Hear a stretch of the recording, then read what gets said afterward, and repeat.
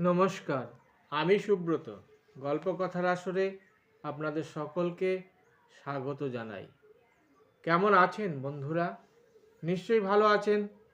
আর কেমন লাগছে আমার গল্পকথার আসর? যেমনই লাগুক, আপনারা কিন্তু কমেন্ট করতে ভুলবেন না, আর একটা সাবস্ক্রাইব করে দেবেন। আসুন, বৃথা সময় নষ্ট না করে আমরা মূল অনুষ্ঠানে ফিরে আসি। আজ আমি আপনাদের জন্য নিয়ে এসেছি শ্রীরামকৃষ্ণ কথামৃত থেকে একটি গল্প।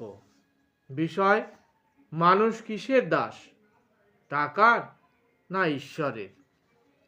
এই সম্পর্কে বলতে গিয়ে ঠাকুর শ্রীরামকৃষ্ণদেব একটি গল্প বলেছিলেন। শোনা যাক গল্পটি। একটি ফকির বনে কুটির করে থাকত। তখন আকবর শাহ দিল্লির বাদশাহ। ফকিরটির কাছে অনেকে আসতো। অতিথি সৎকার করতে তার খুব ইচ্ছা হলো। একদিন ভাবলে যে টাকা কড়ি না হলে কেমন করে অতিথি সৎকার হয়। তবে যাই, একবার আকবর শাহর কাছে যাই। সাধু ফকিরের অবারিত দ্বার।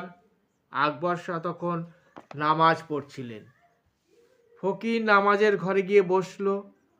দেখলে আকবর শাহ নামাজের শেষে বলছে, হে আল্লাহ, ধন দাও, দৌলত দাও, আরো কত কি। এই সময়ে ফকিরটি উঠে নামাজের ঘর থেকে চলে যাওয়ার উদ্যোগ করতে লাগলো। আকবর শাহ ইশারা করে বসতে বললেন।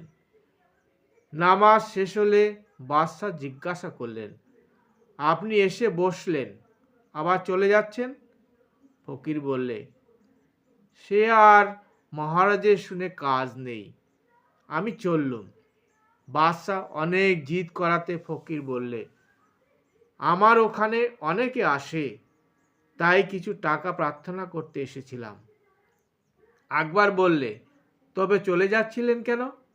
ফকির বললে, যখন দেখলুম তুমিই ধন দৌলতের ভিখারি, তখন মনে করলুম যে ভিখারির কাছে চেয়ে আর কি হবে, চাই তো হয়তো আল্লাহর কাছেই চাইব।